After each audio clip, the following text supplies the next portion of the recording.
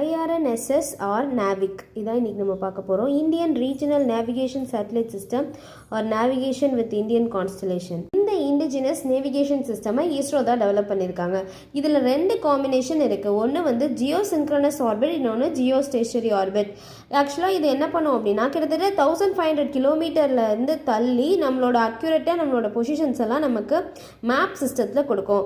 Primary service ஏரியாவில் 1500 kilometre வருது. Extended service ஏரியாவில் ஒரு ரெக்டாங்கிள் ஷேப்பில் லாட்டிடியூட் 30 டிகிரி சவுத்லேருந்து 50 டிகிரி நார்த், லாங்கிடியூட் 30 டிகிரி ஈஸ்ட்லேருந்து 130 டிகிரி ஈஸ்ட் வரைக்கும் போகுது. ஸோ இந்த கான்ஸ்டலேஷன் ஆஃப் 7 சேட்டலைட்ஸோட மிக்ஸ் தான் இது.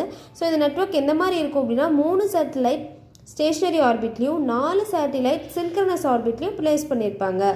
இதோட சர்வீசஸ்லாம் என்ன அப்படின்னா ஸ்டாண்டர்ட் பொசிஷனிங் சர்வீஸ், அதாவது எல்லா யூசர்ஸ்க்கும் கொடுக்குற மாதிரி அதுதான் ஸ்டாண்டர்ட் பொசிஷனிங் சர்வீஸ். இன்னொன்று வந்து RS ரெஸ்ட்ரிக்டட் சர்வீஸ். இது வந்து அத்தரைஸ்ட் யூசர்ஸ்க்கு மட்டும் கொடுப்பாங்க. இதோட அக்யூரசி வந்து கிட்டத்தட்ட 20 மீட்டர் வரைக்கும் இருக்குது. இதோட ஃப்ரீக்வன்சி பேண்ட் வந்து LF பேண்டும் S பேண்டும் யூஸ் பண்ணியிருக்காங்க.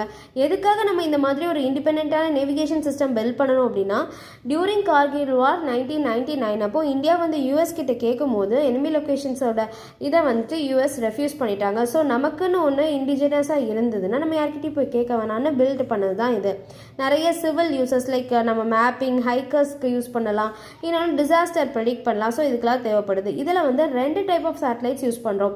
ஒன்று வந்து ஓல்டு சேட்டலைட்ஸ். இதோட லைஃப் இயர் பார்த்தீங்கன்னா லைஃப் ஸ்பேன் வந்து 10 இயர்ஸ். இது வந்து IRNSS 1A 1B அப்படின்ட்டு ஃபுல்லாக 1I வரைக்கும் வந்திருக்கு. இப்போ இருக்கிறது எல்லாமே second generation NavIC satellites NVS 01 இதுக்கு எக்ஸாம்பிள்.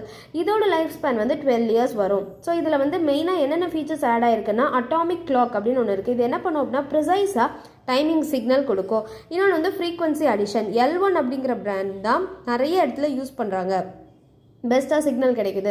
அப்புறமா இண்டிஜினஸாக பில்ட் பண்ண ஒரு மைக்ரோ ப்ராசஸர் அஜித்ன்னு சொல்லிட்டு IIT பாம்பேயில் வந்து மேக் பண்ணது. இப்போ ரீசெண்டான நியூஸ் என்ன அப்படின்னு பார்த்தீங்கன்னா இந்த அட்டாமிக் கிளாக் மால்ஃபங்க்ஷன் ஆயிருக்கு அப்படின்னும், இதுக்கு ப்ரீவியஸாக NVS 02ல் வந்துட்டு ஃபைனல் ஆர்பிட்லேயே போய் லான்ச் ஆகாததும் இது வந்து நாவிக்கை பற்றின ஒரு கேள்விக்குரிய நமக்கு இது பண்ணுது. ஸோ இதோட அப்ளிகேஷன்ஸ் இதில் இருக்குது. இதில் மெயினாக நம்ம பார்க்க வேண்டியது என்னென்னா GPSங்கிற சிஸ்டம் யூஎஸில் இருக்குது, GLONASS Russia, Galileo European Union, NavIC India, Beidou China, QZSS Japan. So இந்த இது முக்கியமாக நம்ம பார்த்துக்கணும். இதனால் வந்து என்ன ஆகுது அப்படின்னா நிறைய நம்ம மேப் பண்ணிக்கலாம். அந்த மாதிரி நிறைய அப்ளிகேஷன்ஸ் இருக்குது. பை.